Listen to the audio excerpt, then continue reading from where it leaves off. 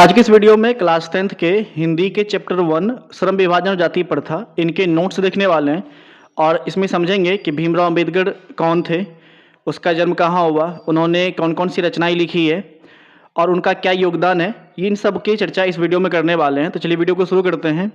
और अगर आप बिहार बोर्ड की तैयारी कर रहे हैं और 2026 में आपको एग्जाम देना है तो ये वीडियो आपके लिए काफ़ी ज़्यादा इंपॉर्टेंट होने वाला है।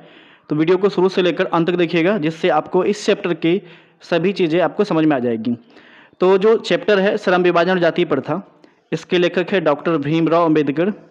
इसका जन्म 14 अप्रैल 1891 में महू मध्य प्रदेश में हुआ था और जिस परिवार में उसका जन्म हुआ था वो परिवार दलित परिवार था। ठीक है, तो ये आपसे पहला चीज पूछा जाएगा कि डॉक्टर भीमराव अंबेडकर का जन्म किस राज्य में हुआ था, तो मध्य प्रदेश में। और अगर नॉर्मली पूछे कहाँ हुआ था तो महू मध्य प्रदेश में। और कब हुआ था? 14 अप्रैल 1891। और ऐसा भी पूछा जाता है कि डॉक्टर भीमराव अंबेडकर का जन्म किस परिवार में हुआ, तब हमारा आंसर होगा दलित परिवार में। इनके माता का नाम भीमाबाई सकपाल था। नॉर्मली भीमाबाई आपको ऑप्शन मिलेगा। और पिताजी का नाम जो था इसका रामजी मालोजी सकपाल, आपको जो ऑप्शन मिलेगा उसमें लिखा रहता है रामजी सकपाल। तो इसके माता का नाम भीमाबाई और पिता का नाम रामजी सकपाल था। अब जब ये प्राथमिक शिक्षा प्राप्त कर लिए थे, इनके बाद इनको बड़ौदा नरेश ने प्रोत्साहन दिया कि तुम आगे जाके पढ़ो। तो फिर इनके बाद ये न्यूयॉर्क गए उच्चतर शिक्षा के लिए, जो अमेरिका का शहर है। इनके बाद फिर ये लंदन चले गए, जो इंग्लैंड में है, उच्चतर शिक्षा के लिए। इनके लाइफ में जब ये पढ़ लिए तो इनके लाइफ में जो प्रेरणा स्रोत बने, जिनको देखकर ये चाह रहे थे कि कुछ बदलाव लाए, तो इनका जो प्रेरणा स्रोत रहे वो है बुद्ध, कबीर और ज्योतिबा फुले। और इनके प्रेरक व्यक्ति कितने थे? 3 थे। ज्योतिबा फुले कौन थे? इनके ऊपर आप एक फिल्म बनी थी अभी, फुले नाम का फिल्म था। अगर आप देखेंगे तो ये पहली महिला शिक्षक थी जिन्होंने शिक्षा के क्षेत्र में काम किया था। तो आपको समझ में आएगा कि उस समय में कितना कठिन था इस समाज को समझाना कि बेटी को पढ़ाना चाहिए। वो आप जब फिल्म देखेंगे तो आपको समझ में आएगा कि किस तरह से लोग को कष्ट था उस समय में। तो इनके प्रेरणा के जो स्रोत हैं कौन कौन है? बुद्ध, कबीर और ज्योतिबा फुले। आपसे पूछा जाएगा कि प्रेरणा स्रोत के कितने व्यक्ति थे, तो 3 व्यक्ति थे। इनके लाइफ का एक उद्देश्य रहा, इन्होंने अछूतों के लिए काम किया, महिलाओं के लिए, मजदूरों के मानव अधिकारों की रक्षा के लिए इन्होंने काम किया। पहले के समाज में क्या था ना, छुआछूत बहुत ज़्यादा था। आज के समय में भी आपको छुआछूत देखने को मिलेगा, जाति पाति आज भी है, ऊंच नीच का जो भावना है ये आज भी है, जाति पाति छुआछूत। लेकिन उस समय काफ़ी ज़्यादा था। छोटे जाति के लोगों को बड़े जाति के लोग अपने साथ बैठने तक नहीं देते थे। यहाँ तक कि उनको बड़े लोगों के साथ काम करने का अधिकार भी नहीं था। हमेशा जाति के अनुसार उसका काम को बांट दिया जाता था। तो ये उस समय बहुत ज़्यादा आप समझ सकते हो कि गलत था समाज के अंदर। और महिलाओं का तो आप जानते ही हैं कि पुराने समय में क्या स्थिति था, उनको पढ़ने नहीं दिया जाता था, बहुत अलग अलग चीज़ें थी। आप देखेंगे इतिहास को उठा के तो आपको समझ में आएगा। इनका उपलब्धि क्या रहा पूरे लाइफ में, तो डॉक्टर भीमराव अंबेडकर की जो उपलब्धि है, भारतीय संविधान के निर्माता के रूप में आज हम उसे जानते हैं। इन्होंने भारत का संविधान लिखा है, जो आज हम 26 जनवरी को मनाते हैं। तो 26 जनवरी 1950 को संविधान जो लागू हुआ था, ये इन्हीं का संविधान है और इनको संविधान निर्माता के रूप में जानते हैं। और संविधान लिखने में इनको कितना समय लगा था? 2 वर्ष 11 माह, यानी 11 महीना 18 दिन, टोटल हम लोग इसको बोलते हैं लगभग 3 साल। तो ये संविधान इन्होंने लिख के दिया जो आज हम देख रहे हैं भारत में। इनका जो निधन हुआ दिसंबर में हुआ था 1956 दिल्ली में। तो ये भी पूछा जाता है कि भारतीय संविधान के निर्माता के रूप में हम किसे जानते हैं, तो डॉक्टर भीमराव अंबेडकर को जानते हैं। डॉक्टर भीमराव अंबेडकर का निधन कहाँ हुआ था? दिल्ली में। कब हुआ था? दिसंबर 1956 में। अगला है इनकी रचनाएं कौन कौन सी हैं। तो इन्होंने बहुत सारी रचनाएं लिखी है और याद रखिएगा इनकी जो भी रचनाएं हैं उनकी जो भाषा है वो इंग्लिश भाषा में लिखा है। तो अंग्रेजी भाषा में इनका लिखा हुआ आपको मिलेगा रचना, तो याद रखना बड़ा आसान हो जाएगा।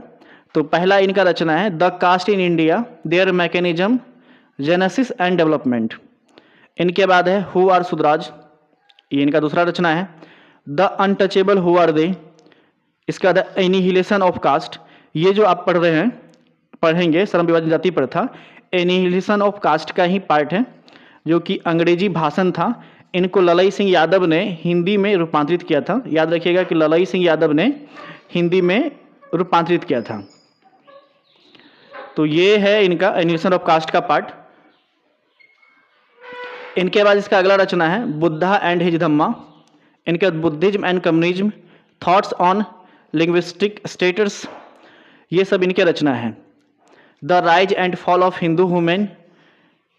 इनकी जितनी भी रचना है, इनके रचनात्मक कार्य को भारत सरकार द्वारा 21 खंडों में प्रकाशित किया गया है। तो याद रखिएगा इनकी सभी रचनाओं को जो है कितने खंड में प्रकाशित किया गया है, तो 21 खंड में। ये याद रखिएगा, ये पूछा जाता है ऑब्जेक्टिव में कि इनके रचना जितने हैं उनको कितने खंडों में बांटा गया है या प्रकाशित किया गया है, तो 21 खंड याद रखिएगा।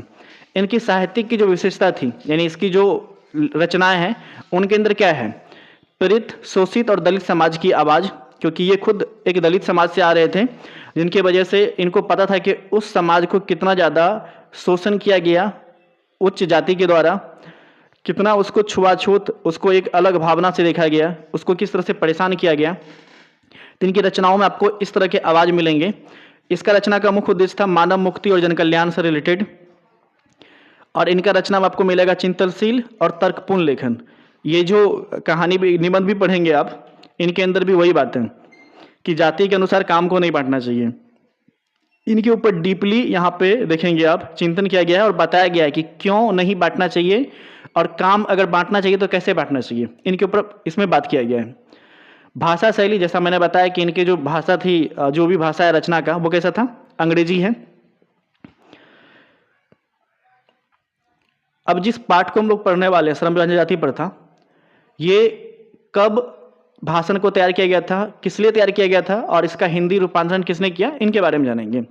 तो जो पाठ है हमारा चैप्टर श्रम विभाजन और जाति प्रथा, ये श्रम विभाजन और जाति प्रथा, जैसा कि मैंने बताया आपको कि ये क्या था कि 1936 में एक मंडल सम्मेलन होने वाला था, जाति पाति तोरक मंडल अधिवेशन या सम्मेलन, जो कि लाहौर में होने वाला था, और उसके लिए इन्होंने भाषण तैयार किया था इंग्लिश में। लेकिन हुआ कुछ ऐसा कि वो सम्मेलन जो था, वो अधिवेशन रद्द हो गया, किसी रूप में नहीं हो पाया। तो ऐसा हुआ कि वो जो इसका भाषण था वो भाषण ही रह गया। तो ललई सिंह ने इनको एक हिंदी रूपांतरित किया। ललई सिंह ने इनको ये जो था एनिमेशन ऑफ कास्ट, यानी कि जो अभी श्रम विभाजन जाति प्रथा हम पढ़ रहे हैं, इसको इन्होंने हिंदी में लिख दिया। तो पहले वो भाषण था, और जिसमें हम लोग पढ़ने वाले हैं ये भाषण नहीं, ये निबंध है। याद रखिएगा, आपसे पूछा जाएगा कि जाति प्रथा और श्रम विभाजन की साहित्यिक विधा क्या है, तो निबंध। बट वो एनिहिलेशन ऑफ कास्ट नाम का जो भाषण था उसका हिंदी रूपांतरण निबंध है। और हिंदी में किसने रूपांतरित किया है, ललई सिंह यादव ने। ये जो भाषण था इसका उद्देश्य था मानवता, समरसता और सामाजिक सद्भाव का प्रसार। नॉर्मली जब तक आपके अंदर मानवता नहीं आएगा तो आप तब तक ऊंच नीच करते रहोगे, आपको किसी के अंदर इक्विटी नजर नहीं आएगी, बराबरी का नजर नहीं आएगा, समाज के अंदर सद्भाव होगा ही नहीं, आप अपने आप को श्रेष्ठ समझोगे, बाकी को नीचे समझोगे। अब आप यूट्यूब पे भी देख सकते हैं ना, अभी जितना भी ड्रामा चल रहा है कि फलाना जाति का ही लोग क्या कहते हैं भक्ति करेगा, यहाँ क्या कहते हैं भजन करेगा, प्रवचन देगा, बाकी जाति के लोग नहीं कर सकते हैं, जिनको संस्कृत नहीं आता है वो विद्वान नहीं है, वो क्या कहते हैं गुरु नहीं हो सकते हैं। तो इस तरह का भाषण, इस तरह का जो प्रॉब्लम है ना आज भी चल रहा है। आप पूरा सोशल मीडिया को उठा के देखिए, एक दूसरे को नीचे दिखाने का सेम जाति में भी प्रॉब्लम चल रहा है। तो उस समय सोचिए कितना ज़्यादा प्रॉब्लम होगा जिस समय की ये बात हो रही है। जातिवाद की आलोचना, आज के जो आधुनिक समय है इसमें जाति के आधार पर श्रमिक का विभाजन अनुचित है। अब जाति के अनुसार आप काम बांट दो, कहोगे कि जो जो इस जाति का उस अनुसार काम करना है, तो ये अनुचित है, उचित फैसला होगा ही नहीं। भाई अगर काम बांटना है तो काबिलियत के अनुसार बांटो, जैसन काबिल है उसके हिसाब से काम दो। अगर कोई जाति का छोटा है, जातिवाद तो हम लोगों ने बनाया ना, जाति पाति। मनुष्य जब पैदा होता है उसको थोड़े पता होता है कि वो किसी यादव के कुल में पैदा होगा या फिर क्या कहते हैं मंडल के कुल में पैदा होगा या फिर राम के कुल में पैदा होगा, ऐसा तो नहीं पता किसी को। जब वो पैदा हो गया, अब उसके अंदर गुण है, काबिलियत है कि वो बड़े लेवल का काम कर सकता है, तो हम जाति के अनुसार उसका काम बांट देते, कैसे पॉसिबल है। तो जाति के अनुसार काम बांटना सरासर गलत है। और ऊंच नीच का जो भावना है ये समाज के अंदर विषमता उत्पन्न करता है। ऊंच नीच का भावना जब तक रहेगा कि भाई छोटा जाति है, बड़ा जाति है, तो समाज के अंदर कभी भी बराबरी नहीं आएगा। आज हिंदू समाज हमारा एक क्यों नहीं हो पाया, ये आज का बात नहीं है, सदियों से चला आ रहा है कि हिंदू समाज हमारा जो है कभी भी एक क्यों नहीं हो पाया। इसी के कारण हिंदू कभी एक नहीं हो पाता है। यहाँ पे जाति बहुत ज़्यादा, जाति पाति बहुत ज़्यादा देखा जाता है। और जाति पाति कब एक तो जाति पाति देखा ही जाता है, जब इलेक्शन आएगा तो और ज़्यादा देखा जाएगा कि भैया ये यादव है तो हमर जाति है, ये ओबीसी है तो हमर जाति है, ये फलना है तो हमर जाति है, मुस्लिम है तो हमर जाति है। एकड़ चक्कर में समाज के अंदर में जो है विषमता है, द्वेष उत्पन्न होता है। तो ये आज भी चला आ रहा है, ऐसा नहीं है। और अपना बिहार में तो खास करके यही चीज़ें हैं। अब श्रम विभाजन पर विचार करना है थोड़ा सा, रुचि के आधार पर आधारित नहीं।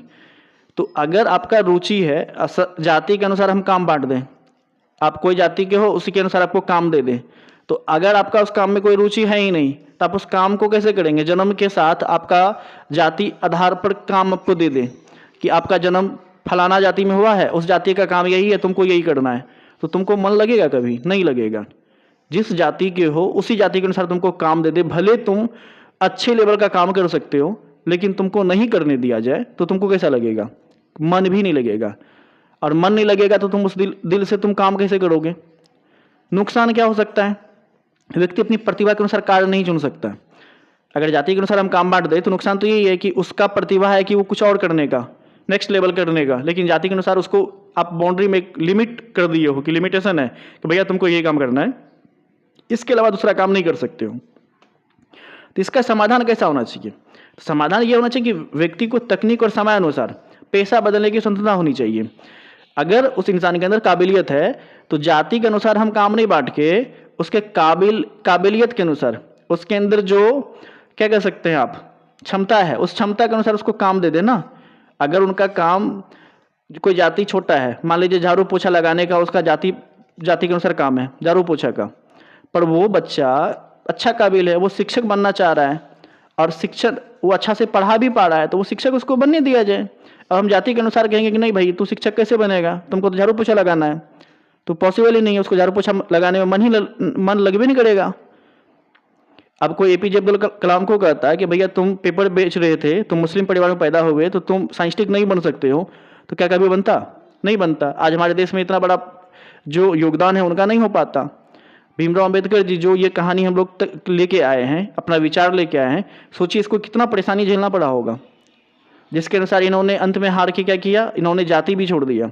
यानी कि जो हिंदू धर्म था इनको छोड़ के ये दूसरा धर्म अपना लिए। हिंदू धर्म तो नहीं कह सकते, सनातन धर्म, इनको इन्होंने छोड़ के दूसरा अपना लिए। रीजन था यही कि यहाँ पे जाति पाति बहुत ज़्यादा हो रहा था। अब जाति प्रथा का दोष क्या हो सकता है?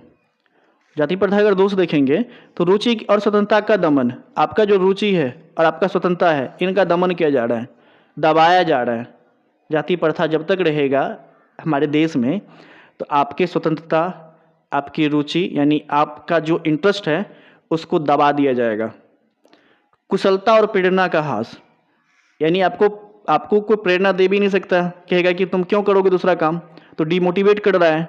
आपके अंदर कितना ही अच्छा स्किल है उस स्किल को यूज नहीं करने देगा, तो ये सारा इसका दोष है। आर्थिक दृष्टि से अवरोध और बेरोजगारी बढ़ाने वाली, अगर जाति के अनुसार काम बांट दे, उस काम में कम पैसा है और उस इंसान का इंटरेस्ट है जिस काम में उसमें अधिक पैसा है, लेकिन वो जाति के अनुसार वहाँ पे लिमिटेड है कि नहीं कर रहा है, तो वो तो एक तो या तो वो काम नहीं करेगा छोड़ देगा, या उसको ज़िंदगी में आगे बढ़ने नहीं दिया जा रहा है। तो ये सब जाति प्रथा के दोष हैं।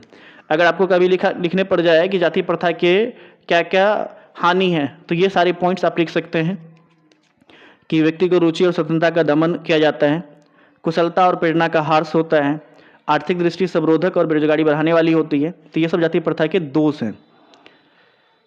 तो लोकतंत्र की स्थापना, अभी हमारा देश लोकतंत्र है, लोकतांत्रिक यहाँ पे शासन चल रहा है, तो यहाँ पे क्या है, स्वतंत्रता, समानता और भाईचारा। तो आज के समय में हमारे देश में तो समानता दे दिया है हमारे संविधान के अंदर में। इसमें सब लोग मिलके वोट देंगे, सरकार चुनेंगे और सबको अपना एक है कि आप जो काम चुनना चाहे चुन सकते हैं। अभी हमारे संविधान के अंदर में ऐसा दिया गया है कि भीमराव अम्बेडकर जी ने लिखे हैं कि भाई सबको समानता का अधिकार मिले कानूनी तौर पे। ये याद रखिएगा, कानूनी तौर पे। आज भी सामाजिक तौर पे उस लेवल का बराबरी नहीं मिल पाया है, लेकिन हाँ अगर हम प्रशासनिक बात करें, कानूनी बात करें, तो कानूनी तौर पे बराबरी का अधिकार दे दिया गया है। उदाहरण कैसा, तो दूध और पानी की तरह घुला मिला लोकतंत्र में होना चाहिए। तो आपको पूछा जाएगा कभी कभी कि किस तरह का एग्जाम्पल, तो दूध और पानी की तरह आपको बताना है कि मिश्रण की तरह। दूध और पानी मिल जाए तो कोई बता ही नहीं पाएगा कि पानी किधर है, दूध किधर है। भाईचारे का अर्थ दूध और पानी की तरह। अब निष्कर्ष बात करते हैं पूरे कहानी का कि क्या निष्कर्ष निकल के आता है। तो अंबेडकर जी मानते थे कि जाति प्रथा भारतीय समाज और लोकतंत्र के लिए घातक है। जाति प्रथा, ये जो हमारे भारतीय समाज है, इसके लिए घातक है। क्यों घातक है?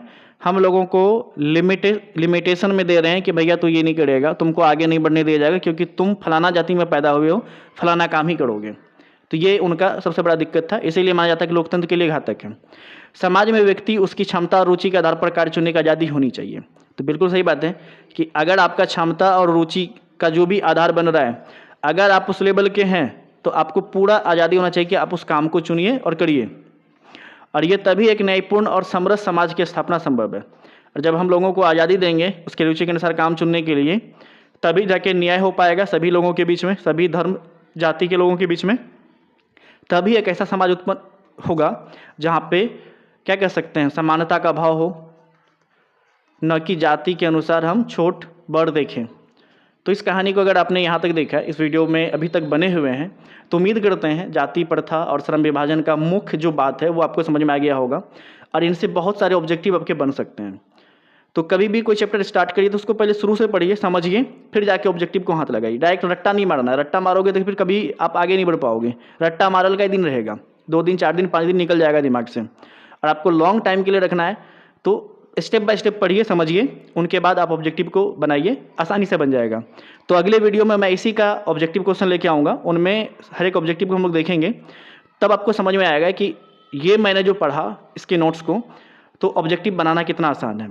तो अगर वीडियो पसंद है तो वीडियो को लाइक करिएगा, कमेंट करना, फीडबैक दीजिएगा और चैनल पर पहली बार आए तो चैनल को सब्सक्राइब कर लीजिएगा। तब से मिलते हैं अगले वीडियो में, आज के लिए इतना ही।